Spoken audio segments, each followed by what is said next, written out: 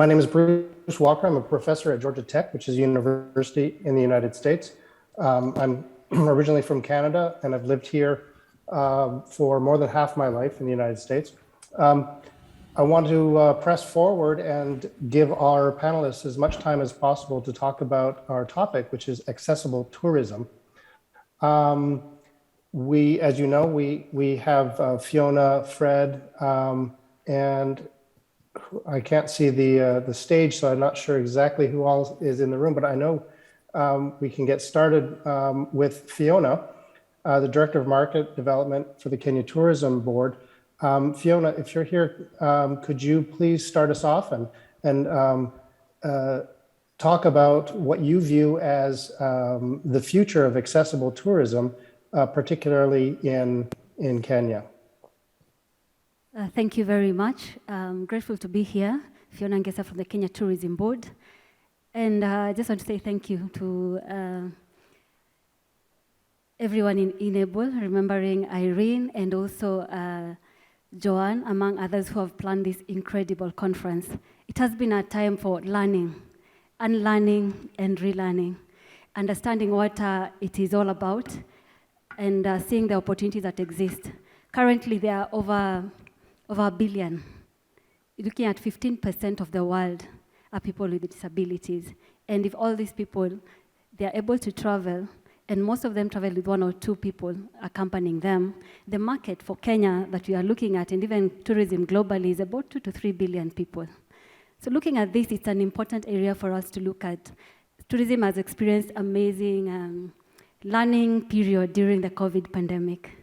But then it's also an opportunity for us to build back better. And some of you that were able to actually experience the Nairobi National Park and the National Museums of Kenya, I hope you're able to see a bit of the magic that we have to offer, but there's a lot more. But with the learnings that you're getting from here, there's actually a lot more that we can do. And looking at the partners that are actually here, we can be able to build back better, providing better experiences for you when you're going throughout the travel journey. For example, when you begin planning, searching for destination inspiration, and also being able to actually plan, book, pay for your travel and holiday packages, and being able to actually come to Kenya and experience these amazing experiences that we have to offer you. Sorry, I forgot to introduce myself properly. And actually, I'm a Black Kenyan lady in her early 40s, dressed in a bright red jacket and in a black dress. My hair is black, and I'm glad to be Kenyan. Thank you.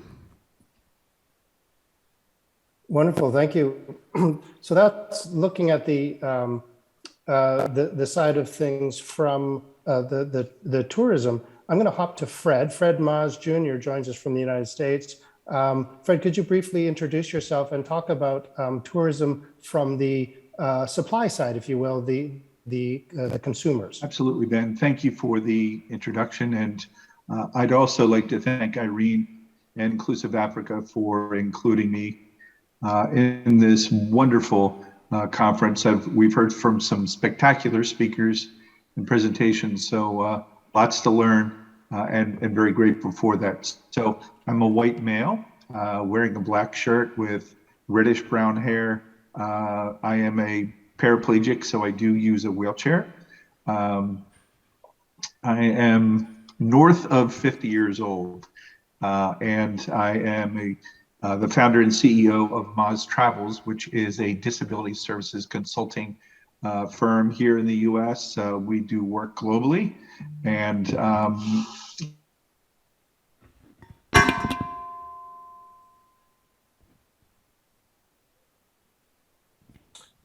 we may have lost Fred's video feed. Help. Fred, we lost you for a moment. Could you just step back? Sure. And carry on? Sure. So my company, Maahs Travels, is a consulting firm. We work with governments and hoteliers, ministries of tourism, et cetera, around the world to help make those destinations, those places more accessible. And not only that, but we work to help those entities employ people with disabilities and help train them. Part of my business also is I'm a partner with a travel agency out of Canada called Travel for All. The great thing about this company and what I love about it and why I decided to partner with my business partner there, Tarita Davenok, is that it was founded and started by a person with a disability, Tarita. She has MS, and we employ people with disabilities. So for us to help people with disabilities and their families and caregivers, et cetera, to travel, we work with our collective partners around the world that have firsthand knowledge, travel bloggers, travel authors, as well as ourselves. So we ensure that each place that we are booking these trips to are providing us with detailed information, measurements, pictures, descriptive captures of what those destinations are, what the hotel rooms are like. We go through a very intense vetting process in order to do this. And also, I will say that, in addition to your, let's say, your tickets for your travel, we also provide the personal needs with our network that a person may have. So if you need accessible transportation, or if you need a caregiver, or a dialysis or oxygen, whatever that personal need may be, we will provide that also, working with our network in addition to booking your actual travel and your itinerary. So, it's the travel industry is huge. As we know, there are, as was just mentioned by Fiona, over 1 billion people, about 1.4 billion people in the world with a disability. And their spending power is huge.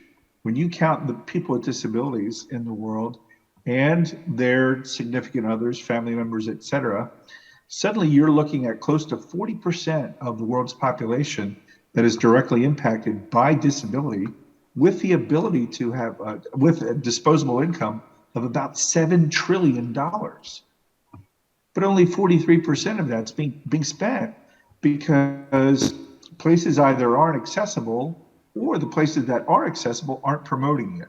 We need to change that.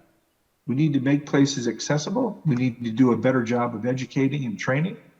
And not only that, we need to work with hoteliers and ministries and governments to educate them that most accommodations aren't that expensive. And if you're more inclusive, you're being a leader in the field, you're innovative, you're looking forward, you're more sustainable. And those are the things that we run into all the time, where people always back off and say it's going to be too expensive, it's going to impede our progress, et cetera, when in fact, just the opposite is true. I'll stop there, Ben. We could talk for hours on this. Absolutely. So I'm going to hop over to Julius, and since we've talked about the sort of the potential for tourism, there are travel agencies trying to get tourists connected there. Julius, if you could share some of your thoughts as someone who is a tourist, or may be spending some of those trillions of dollars, what your barriers are. Okay, thank you very much, Bruce. I'm Julius Mbura, and I think I've introduced myself previously, but I'll go just into it about the barriers that are faced by people with disabilities when it comes to tourism. And the first one is the mindset. I would say the society has not welcomed the idea of people with disabilities being out there. If you're in a social joint, someone will come to you and you're having your beer and they'll come to you, they're like, how will you get home? But I knew how I'll get home when I'm coming here, And some will come with a religious point of view, I'd like to pray with you. I appreciate that, but I'm here to enjoy myself, So the fear of unknown also to people with disabilities, they sort of coil back because they don't know how they'll be treated when they go out, when they go touring with. So you find them going with either a family member or someone they trust, because again, you can't really trust that the accommodation will be good, the transportation will be good. We have people with difficulties of mobility, so I would urge on people who are on the tourism industry to make sure that even the places that we are touring are very accessible when it comes to both physical and also experience-wise. So I normally tell people, for a blind person, we use fingers as extensions of our optic nerves. Fiona has talked about the museum. For me, when I go there, when you tell me, the things that you're describing are behind a glass, that won't help me. I want to feel, I want to touch. That's how I do my car reviews. I feel the body panels for me to, connect with what I have in my memories. Or for a born blind, they want to be described for. They've never, seen a zebra. So for you to describe how it looks like, it's not the same as them being there in the moment and actually taking it all in. The other month, I was on a game drive in Mara, and I actually went to this conservancy, and I had, at one point, I told the guide, I want to get out and feel the nature, in its raw form. And they were very scared, of course. And I started running with the giraffes. That was fun. I felt the galloping. So it's very different when someone comes and tells you, it's a family member, they've gone on the drive, they're coming to tell you, oh, we saw the cheetah, we saw the lion in its, raw, in the nature, and it was like this and that.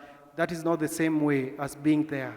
If you need audio description, you better even go with someone who can do that for you. So the other day on National Park, the people in the car were really descriptive, and for us, it's the hearing, and it's very visceral when I'm hearing the impala pulling the grass from the ground. So I also tell the driver, kill the engine. We need to be in the moment and be connected to these beautiful creatures. So tourism, I know it's very huge and large. It's accommodation and the food and restaurants. I challenged the hotel that is hosting us. We are having the Inclusive Africa Conference. What have you done on the menus? We need them in Braille for people who are deaf, blind, and people who are blind.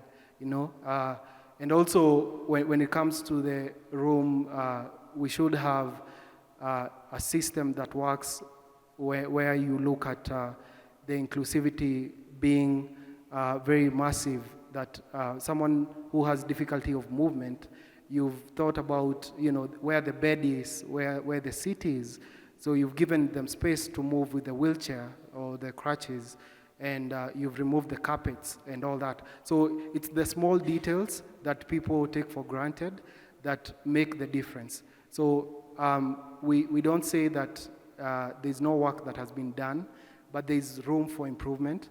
And people with disabilities, we like to have fun also. We like to party.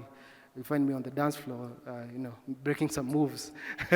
So we want to go to a different area, different county, and experience it from their perspective. Don't dilute it because I'm a person with disability. Just give me the way it is. Then I'll tell you that this is not, it's not right with me, or this is not accommodative for me, So that's why even for these hotels and these regions, the travels and all that, use people with disabilities to go there physically and give you feedback and recommendations on what should be done, how you should treat, we talk about disability etiquette, how should you treat a person with disability? Don't have so much sympathy that you make him uncomfortable or her not to enjoy the trip and the experience. Thank you very much. I'll stop talking. Yeah, thank you very much, Julius. You mentioned sort of the hotel and the providers, the service providers, I'd like to jump or to continue that thought and talk about the corporate involvement. If Linda is here and then Victor after that, if Linda's here to talk about Kenya Airways and how the travel industry and transportation industry is doing what they can to support accessible tourism. So my name is Linda Okolo from Kenya Airways. If I would describe myself in audio, I am an African lady, pretty tall, 5'9" to be precise. Today I'm wearing a multicolored jacket and an African necklace, and I'm wearing gray trousers, and I'm happy to be here and just to talk about what we are doing as Kenya Airways. So as Kenya Airways, our purpose is to contribute to the sustainable development of Africa. And this means we want to be inclusive to the extent that is possible. Listening to Julius just, excites me, because Julius is one of the people that we exist to serve. And I have taken his feedback that he would want us to be more accessible for them, and that's what we intend to do. So as an airline, what are we doing, or what are we already doing? So in terms of being prepared, we have tried to do everything. We have ensured that our people on board are informed. We have ensured that we have the required equipment to serve people and all that. But let me take this opportunity to apologize that we have not always gotten it right. And because we're not experts, we are always seeking to learn, and every opportunity that we don't get it right, we take that to learn. And so part of the reason that we are here today is because we are seeking to make it more accessible, more comfortable for you to travel with us, and to make your experience with us delightful, because that's what we want to do. We want you to experience the African hospitality in a warm environment. So some of the things we've done, currently we are doing research, and there is actually an intern who is working on an app that will be able to interpret sign language. So that would mean that the app can interpret for people who need sign language and vice versa. So that is something that is ongoing, and we are very keen on it, hoping to have it out soon. We also have an innovation hub where we intend to have interns who are differently abled, so that we are able to then have systems and things that are working. Because in the past, we have thought this is what they need or you need, and so we have come up with things that have not fully worked for you, and so that is something that we are looking into. Another way that we are also what we are doing is now collaborating, getting into partnerships, working with people who are working with people who are enabled differently, so that we are able to serve them, to reach them, and just to be what they want us to be. We cannot be if we don't know what they want us to be. So those are some of the things that as an airline we are keen on and are very intentional about, and we promise that in the not so far future, you will definitely be seeing a lot of information. Apart from that, in terms of ICT, we are, I think, to the extent that we can to this point, aligned to the ICT that was the ICT 2020 that was devolved by the government. We are keen on following the standards that have been provided, so that we are able to, you can access us on our websites, and on every front that you meet us, we are seeking to be compliant on that. So as an airline, those are some of the things we've done. We are not there, it's progress. As we were told, it's not perfect. And again, what's not done is what's not easy. So we are willing to put our hands to the task. Thank you for those thoughts. I think it's important for us all to recognize that we're all trying to learn and no one is getting everything right. And it's important for everyone to demonstrate a fair amount of grace, and as we're all, doing our best. It's great to hear that the Kenya Airlines is devoting resources, and I like the idea of innovations coming from within. Is Victor with us? Yes, I am. And if so, Victor, what's the role of Walmart and the vision of Walmart for accessibility as it relates to tourism? Well, I'm here on a couple different things, but number one, I'm a white male wearing dark glasses with salt and pepper hair, and I'm wearing clothes, and I'm a wheelchair user. So, so I just want to take a minute to talk about Walmart. It's a new job that I've been into, and it's about 14 weeks into the job. And our goal simply is to make Walmart the most accessible retailer in the world. And we're doing that by, number one, how do people shop? And we know they shop in two ways, online and in our stores. So we're making sure that our online experience from top to bottom is accessible, and looking at our stores to figure out how we can enhance accessibility. And then looking at merchandising. What do people buy? And how are we going to make sure that it's there, and what type of accessibility is built into things? Like, for instance, there's a big push now all over the world to be talking about accessible clothing, and how do we make sure that that's available for people with disabilities? But in my prior role, I served as commissioner of the mayor's office for people with disabilities in New York City. And I worked for 3 mayors, and our job was simple: to make New York City the most accessible city in the world. And that's where my tourism background comes in, right? I'm concerned about where the rubber hits the road.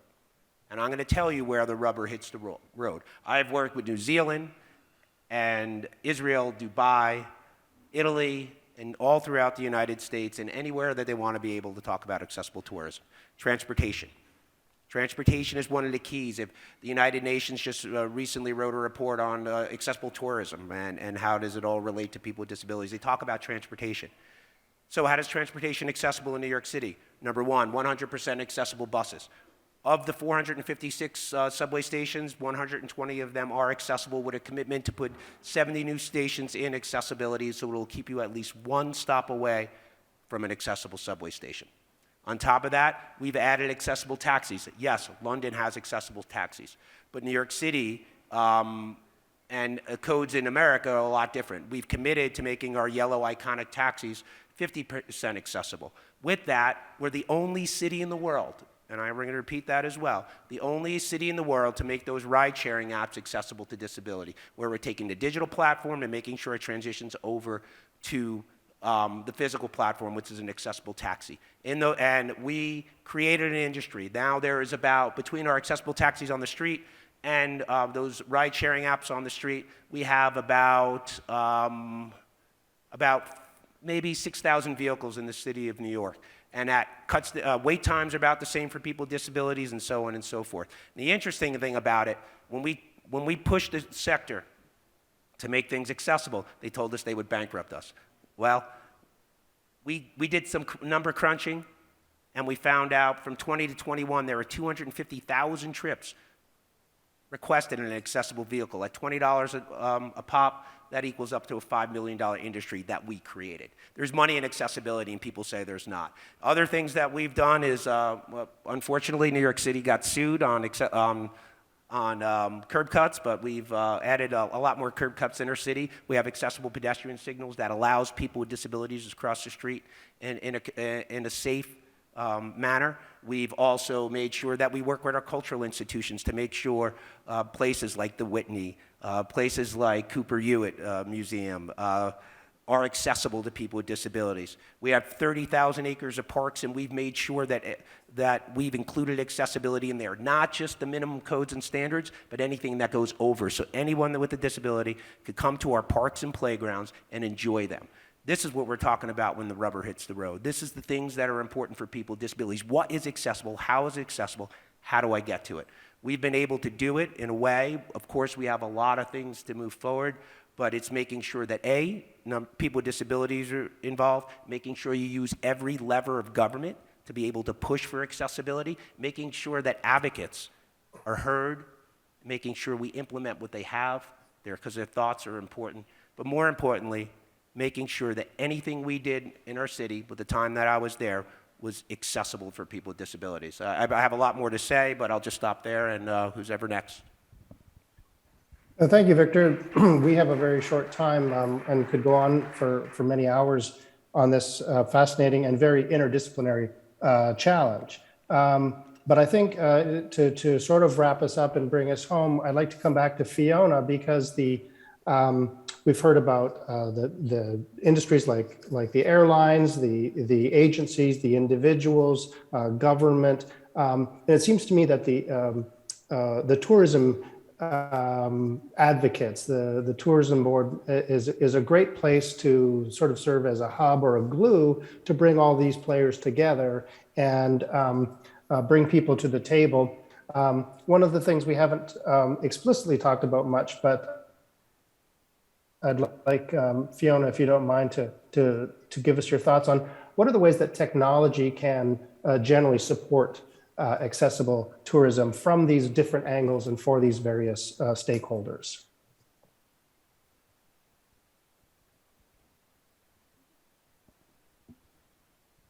Thank you, Bruce. Technology plays a very critical role because all travelers go through different stages of planning before they come to a destination like Kenya and many others.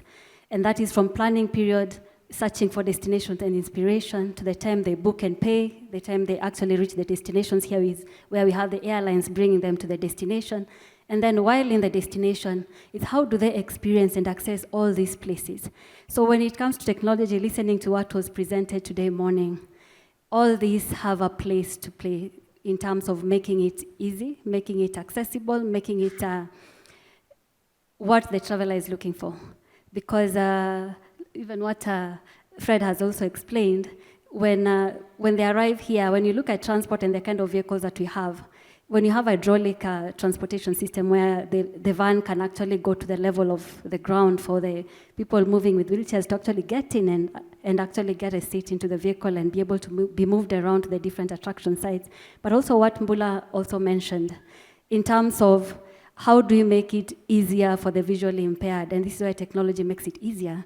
For example, museums in most of the areas you cannot touch. How it is set up is for you to see and hear.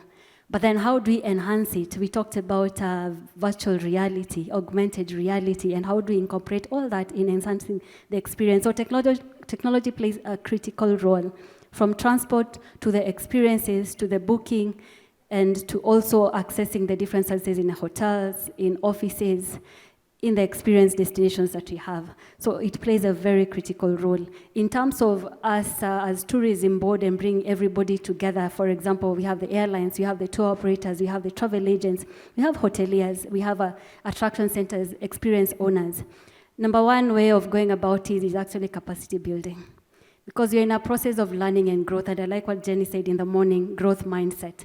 Because there are things we think we know, then you realize we don't really know. And from people who have actually experienced, like Fred and Mula, who've been experiencing these destinations, they have better insight, and incorporating them in these discussions of capacity building, just first to understand, then realizing what is the gap, then what technology is actually required. For example, for the tourism board, we do a lot of content. We share on social media, on our website, on YouTube, Twitter, Facebook, Instagram.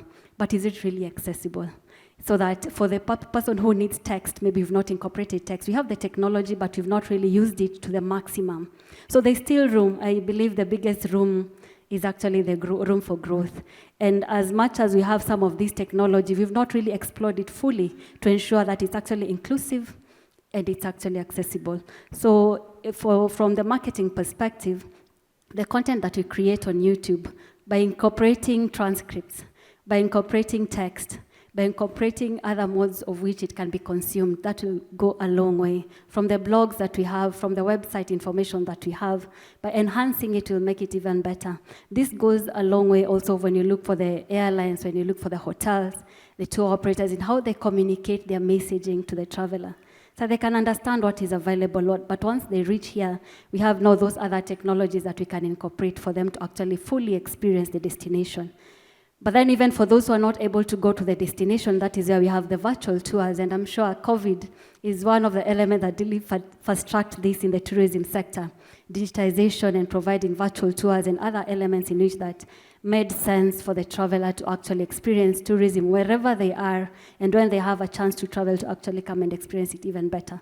So technology is key, technology is a must, and there's need for us to sit around the table and bring experts like yourselves to come and help us learn and understand even better, for us to create products and experiences that actually matter to you. Thank you. Wonderful. Thank you for bringing us all together, all the threads together so wonderfully, Fiona. And I think it's a call to action.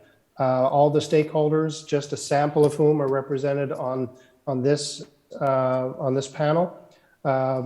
Academic researchers like myself, entrepreneurs like myself, large corporations whose names are emblazoned on the stage in front of you today, bringing together the stakeholders, the travel agents, the airlines, the hoteliers, the boards, and the agencies of tourism, and front and center need to be the consumers, of course, who are the ones who need to be satisfied. I always talk about how we need to provide a comparable experience. When I see a mother giraffe and a baby giraffe, there's a feeling that you get in your stomach. It's an ooh, ah, the wonders of nature.